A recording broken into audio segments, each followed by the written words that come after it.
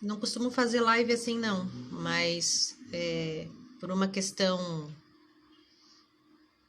de humanidade, eu resolvi gravar essa live, porque eu sei que depois ela vai ficar registrada, para comentar uma matéria que saiu hoje na Folha de São Paulo, com o título: Casas de idosos não receberam auxílio emergencial prometido pelo governo.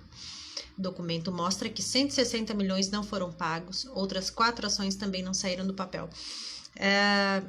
Eu faço parte de um movimento social voluntário e que a gente vem trabalhando bastante com relação à liberação de verba e de recurso para as casas geriátricas, em especial essas que foram prometidas pelo governo federal.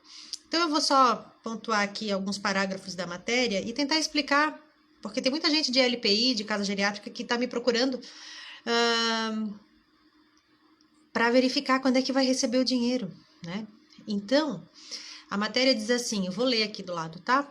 Eleitas pelo governo federal como prioritárias para o recebimento de auxílio financeiro durante a pandemia causada pelo coronavírus, as instituições que abrigam idosos não receberam nenhum centavo do recurso a que teriam direito até o momento. Bom, algumas receberam, talvez não desse recurso 160 milhões, mas receberam de alguma forma. Teve uma portaria 369 que repassou recurso para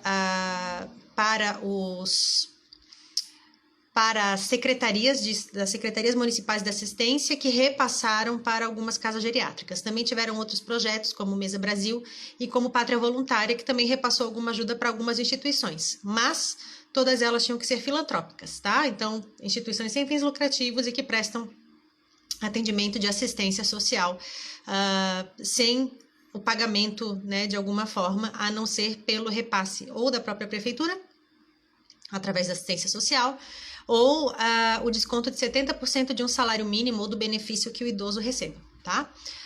Aí tá aqui, documento elaborado pela Comissão Especial do Congresso analisa os gastos com relação à pandemia obtido pela Folha, aponta que o governo federal ainda não fez o pagamento previsto às ILPIs. O montante previsto é de 160 milhões. Ok, é isso que está na Lei 14.018 de 2020, que tramitou bastante rápido no Congresso e que liberou esses 160 milhões. Compõe-se 160 milhões, 80 milhões vindas do Fundo Nacional do Idoso e 60 milhões de dotação orçamentária do governo, tá? Então, a gente tem 80 milhões para cada lado aí. Essa lei, ela foi aprovada em junho, dia 29 de junho. Na verdade, ela foi sancionada pelo presidente dia 29 de junho. Ela sofreu alguns vetos e esses vetos foram votados na semana passada, se eu não me engano, eles foram mantidos. O que esse veto traz? Ele deixa uma discussão sobre qual ILPI pode receber o recurso. Se as ILPIs privadas com fins econômicos também poderiam receber esse recurso, tá? Aí, no dia 15 de julho, foi aprovada a medida provisória 991, que fala sobre a questão dos recursos, da onde que viriam os recursos, essa dotação orçamentária. Essa dotação orçamentária, ela deixa claro que os recursos têm que ser distribuídos apenas para instituições filantrópicas cadastradas no SUAS, então no Sistema Único de Assistência Social, o que tira de novo as instituições com fins econômicos, né? A Frente Nacional de LPIs tem feito todo um movimento para que as instituições ditas com fins econômicos possam participar desse rateio, porque se entende que existem instituições com fins lucrativos, né, com fins econômicos, mas que hoje não tem fim econômico coisa nenhuma, que elas foram fundadas, na verdade, para atender uma demanda da própria assistência social, que não dá conta de acolher todos os idosos que precisam de cuidados, tá?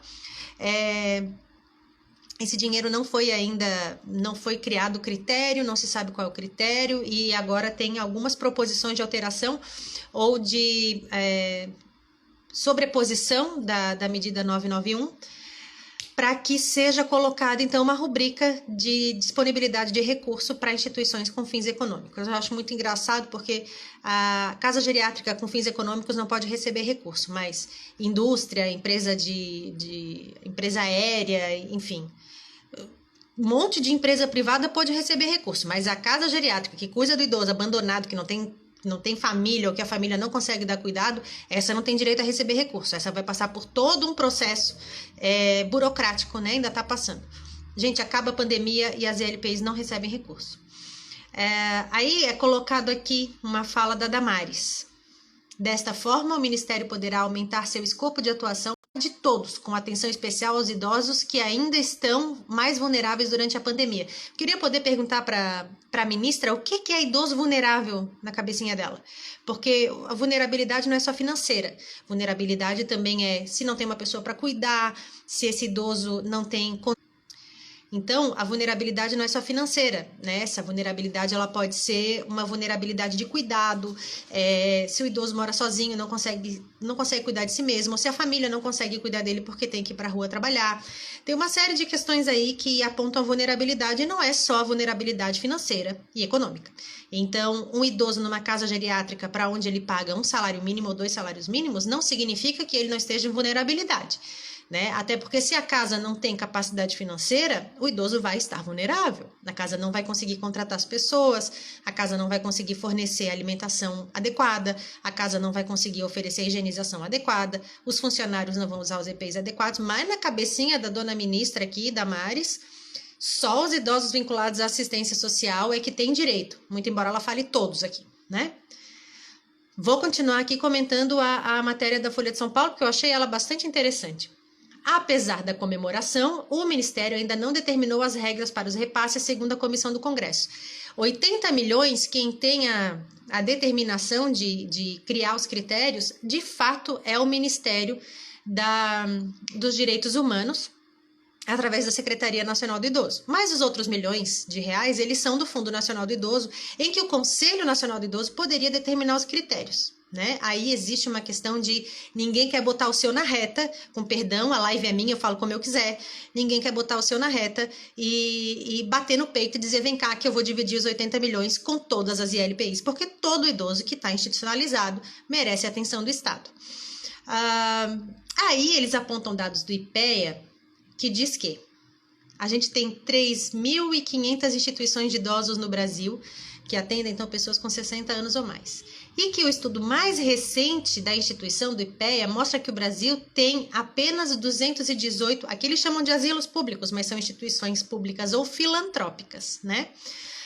As instituições públicas e privadas, de acordo com o IPEA, abrigam 83 mil idosos, a maioria mulheres. Em média, cada instituição gasta R$ 719,91. Gente, eu resolvi falar aqui porque em nenhum lugar que oferece cuidado para idoso gasta R$ 719,00, R$ 717 por mês. Isso mal paga o que o idoso precisa de alimentação e os EPIs do funcionário para cuidar dele. R$ 717 por mês custa um idoso no ILPI. Eu queria saber em que mundo esse povo vive, porque no Brasil não é.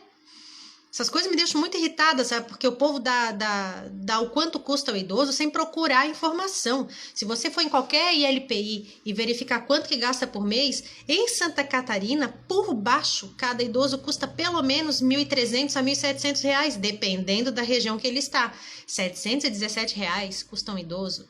Na verdade, na tabela do governo federal, na assistência social, onde as ILPIs são colocadas na alta complexidade, cada idoso custa menos de R$ 100. R$ 100. Quanto que é um pacote de fralda? Vocês sabem? Quanto que custa hoje uma caixa de luva? Quanto que custa uma caixa de avental? Quanto que custa uma caixa de máscara? R$ 100. Tudo isso dá para comprar por R$ 100, de acordo com a tabela do SUAS, né? Vamos continuar aqui. Aí eles trazem, os idosos estão na camada de população mais vulnerável para o contágio pelo coronavírus. E isso é verdade, né? Não é pelo contágio, mas é a mortalidade. O maior número de idosos hoje atingidos pela letalidade, né, da população são idosos. Isso não é a Ariane que pensa, isso estão nos dados. Não quer dizer que eles são os que mais são contagiados. Quer dizer que uma vez contagiados, são os que mais correm risco de morrerem em decorrência do Covid. E digo mais, a pessoa não morre de Covid, tá? Ela morre das comorbidades que aparecem pelo Covid. É que nem a pessoa que não morre de HIV, ela não morre de AIDS, ela morre de pneumonia, ela morre dos processos que o HIV traz para o organismo da pessoa. Aí a Folha traz uma fala muito interessante de um cidadão que Santa Catarina conhece muito, chamado Esperidião Amin. Aí ele coloca assim: para o senador Esperidião Amin, que integra a Comissão Especial do Congresso, Duas Casas, tá? A demora do governo em pagar os valores previstos nas ações do combate à pandemia aos idosos dificulta o atendimento a um público considerável vulnerável para a doença. Muito bem, senador. Aí ele diz, é uma coisa triste, você arruma, disponibiliza dinheiro, empenha e não pagam. Eu fico rindo porque assim, o que essa pessoa está fazendo no Senado? Porque ele mesmo podia propor uma medida provisória nova para suplantar essa 991 e conseguir fazer com que o dinheiro ande. Mas é mais fácil ir para a Folha de São Paulo e dizer, ai, que pena, o dinheiro não foi dado ainda. Isso me deixa muito irritada, porque a gente trabalha todo santo dia, pelo menos no grupo que eu estou voluntário, para tentar liberar esse recurso. E o recurso não sai. E aí o cidadão desse vai para frente da Folha de São Paulo dizer que é uma pena, que é triste, que eles empenham o recurso não sai. É como se eu lavasse as minhas mãos, então. Olha, eu já faço o que eu faço, pronto, eu não preciso fazer mais nada. Pera lá, né? Aí depois continua. Ao todo, dos 18 programas de combate ao coronavírus com dinheiro previsto por meio de créditos extraordinários do governo federal, ou seja, remanejamento de crédito, né? Porque eles estão no governo, esse crédito, ele sai de algum lugar, ele deixa de estar em algum lugar para ir para o outro. 4 áreas da saúde não receberam recursos. Além das casas para idosos, o incremento de custeio temporário dos serviços ambulatoriais e hospitalares deveria ter recebido 23 bilhões de reais. Já o custeio temporário da atenção básica em saúde teve determinado 43,1 milhões. Você sabe o que é atenção básica? É a unidade básica de saúde, ele é o postinho, onde vocês vão, onde todo mundo vai. Para a manutenção de contratos e gestão com organizações sociais foram 20 milhões. Nenhum desses valores foram pagos pelo governo. Nenhum desses valores.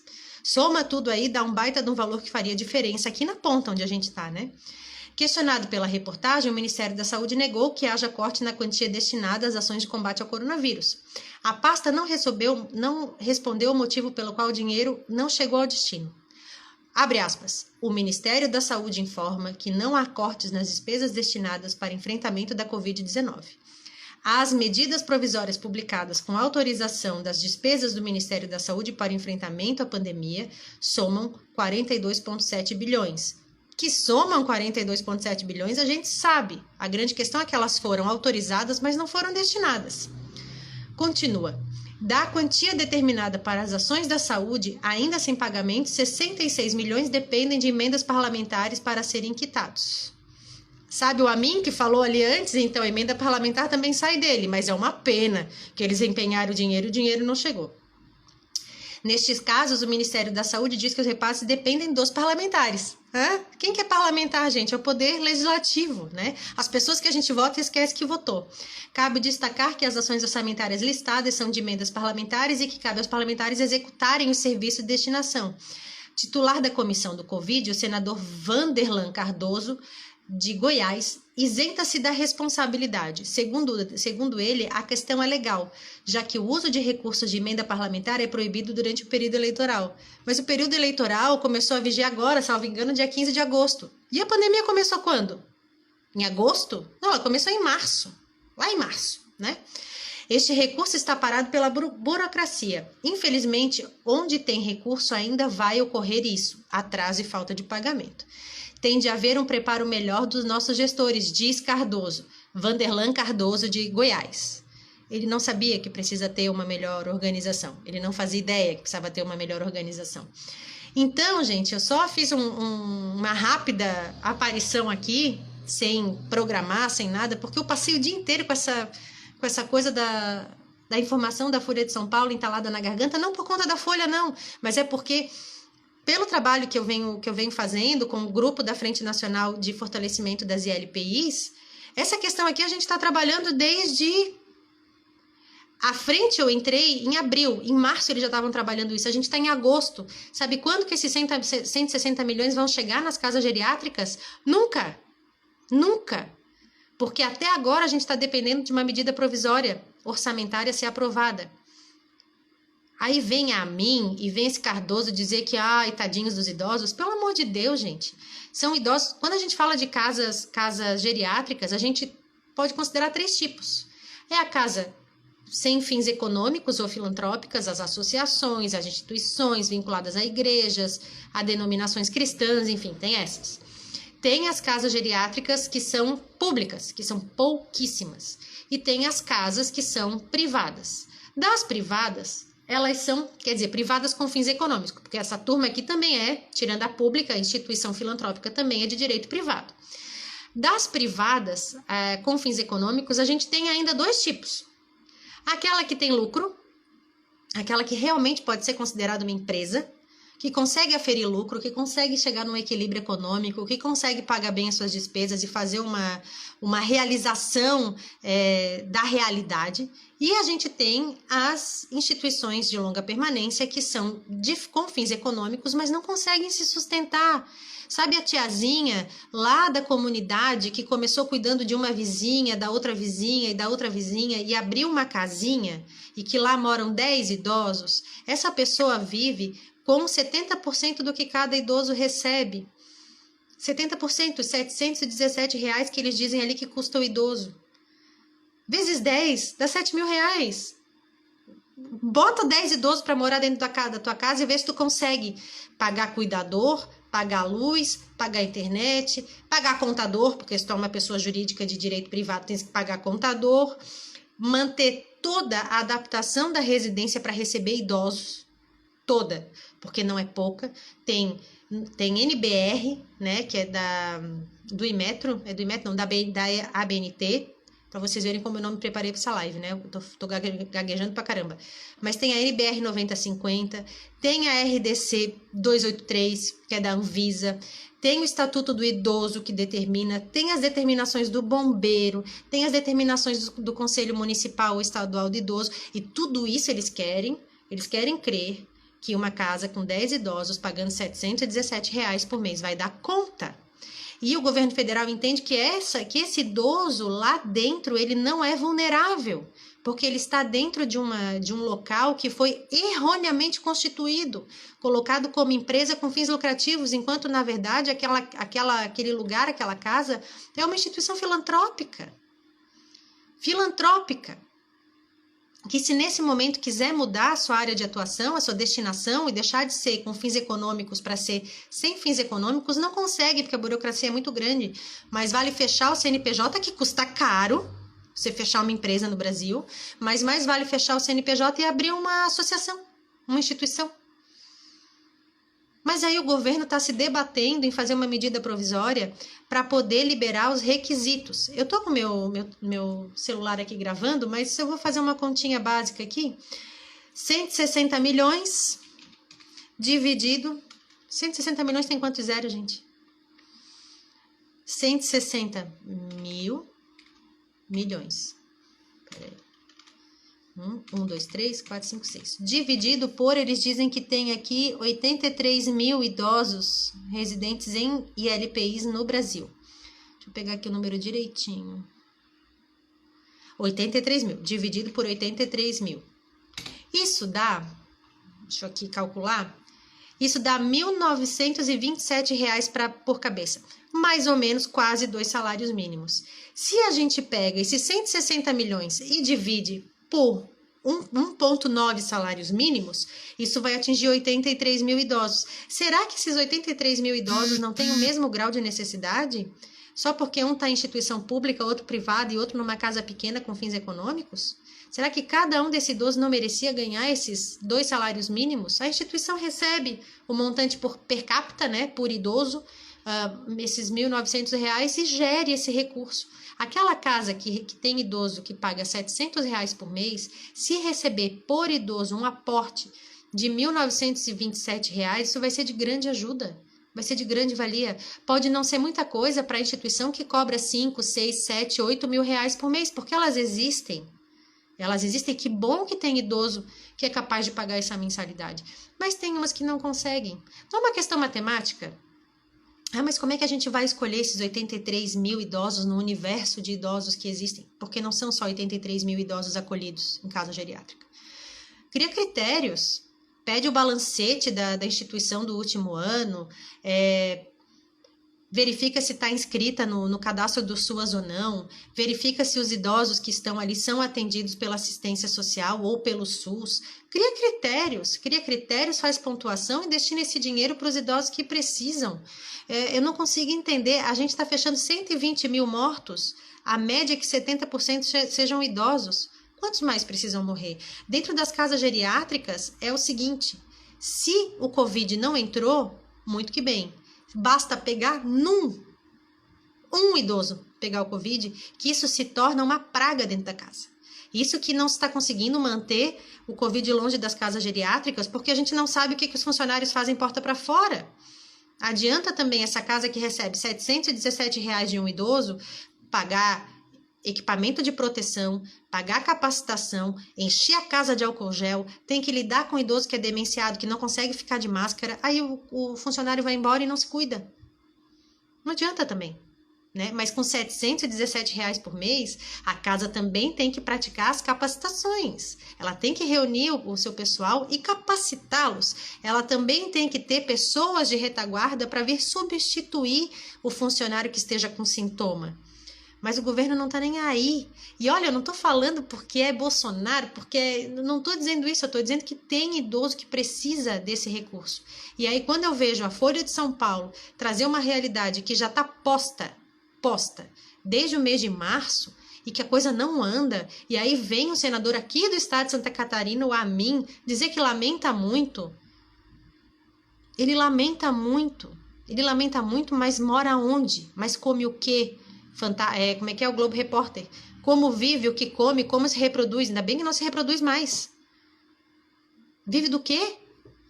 Do que esses idosos vão viver, gente?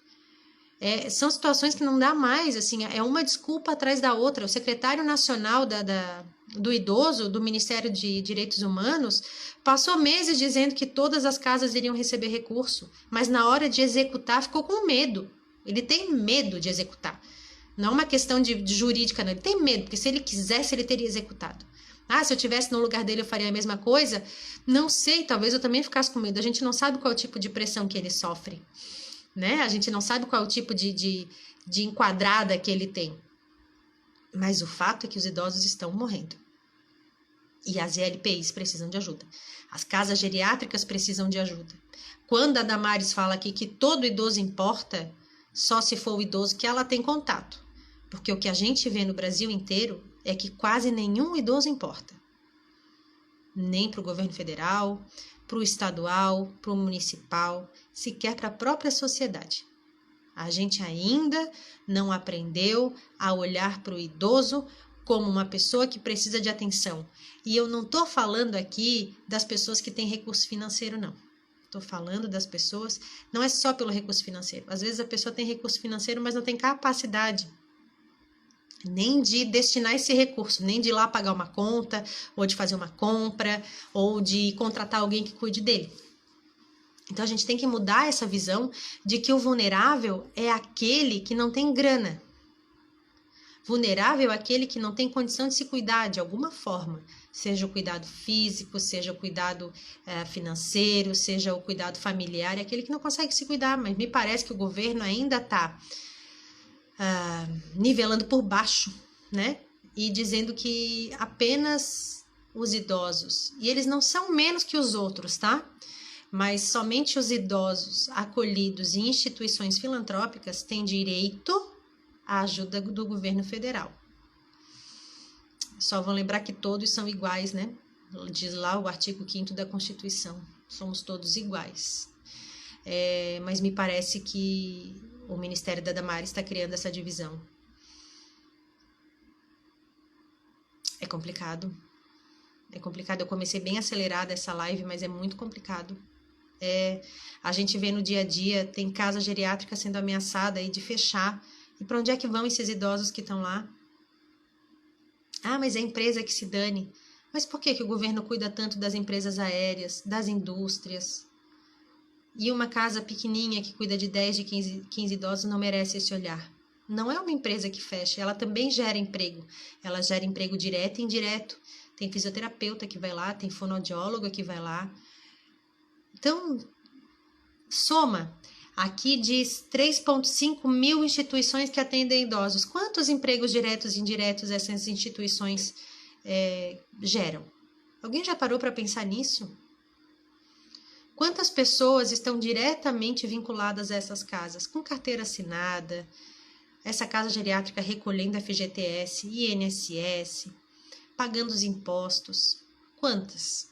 Será que elas não merecem esse auxílio? E os idosos que estão lá não merecem também esse olhar? Será que os profissionais que estão lá correndo risco, porque eles correm o mesmo risco do pessoal que está na frente da saúde, lá na UPA, no hospital, eles correm o mesmo risco. E talvez eles corram mais risco ainda, porque o hospital dá condição de trabalho. Quer dizer, a maior parte deles, né? Tem EPIs, tem as trocas de turno, tem as pessoas que conseguem serem substituídas no seu trabalho, mas as casas geriátricas não têm.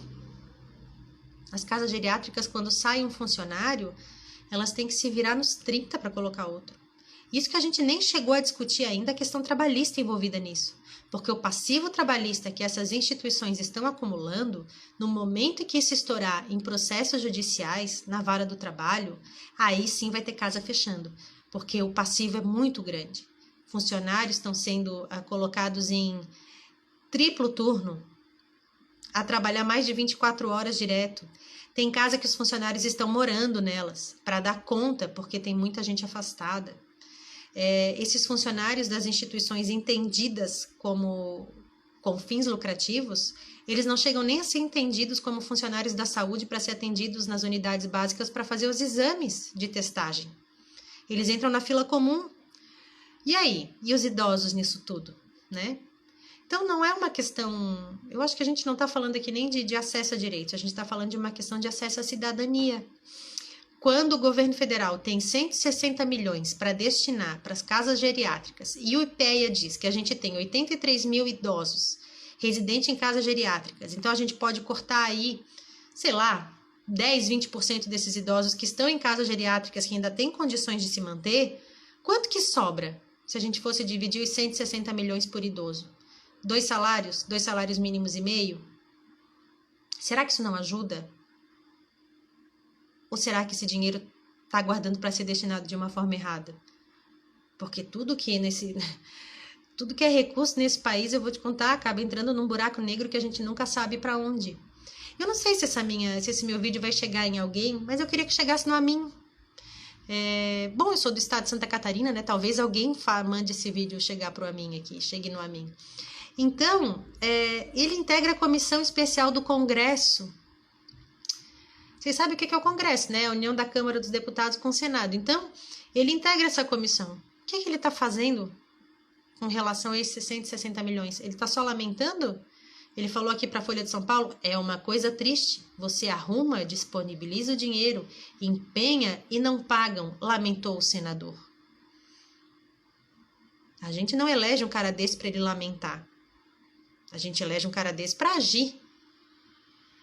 A gente elege um cidadão desse para arrumar, disponibilizar o dinheiro, empenhar e fazer acontecer, né? A despesa. De fazer acontecer o rateio desse valor, de fazer acontecer o atendimento da população. É para isso que a gente elege esses caras. Aí a gente está entrando em ano eleitoral municipal, sabe o que vai acontecer? Vão ser eleitos um bando de vereador que vai ficar lá 4 anos mudando o nome de praça e de rua. Sabe por quê? Porque a gente não aprendeu a votar ainda. Vai passar essa pandemia e a gente não vai ter aprendido a votar ainda. Vai passar 1000 anos e a gente vai continuar votando naquele que ri mais bonito e que tem mais plástica na cara. Não naquele que trabalha, que tem um histórico de ação social ou de ação profissional que venha contribuir para a sociedade. É por conta desses caras feito a mim, que passaram uma vida inteira vivendo do nosso dinheiro, né? Que agora integra a comissão especial do Congresso, é que idosos das casas geriátricas estão passando fome. É muito triste. É muito triste. De quem está na ponta, de quem trabalha com as ILPIs. É muito triste. Eu tô cansada já. Eu tô bem cansada. É pensar dia inteiro sobre uma forma de fazer justificar a despesa a destinação desses recursos. É estudar, estudar, estudar. Eu tenho dedicado um tempo que deveria se reverter para o meu trabalho financeiro, de autossubsistência, né? Para pagar as contas lá de casa. Para estudar, de que forma esse dinheiro pode ser destinado, sem sombra de dúvida, para os idosos em qualquer situação de acolhimento, para evitar que o Amin fique triste. Quanto ganha o Amin por mês? Eu não vou dizer quanto é que eu ganho não, mas com certeza não é 10% do que o Amin ganha. O Amin tá triste, gente, porque o dinheiro dos 160 milhões não chegou ainda nos idosos. Eu tô cansada. Eu tô cansada. Bem cansada.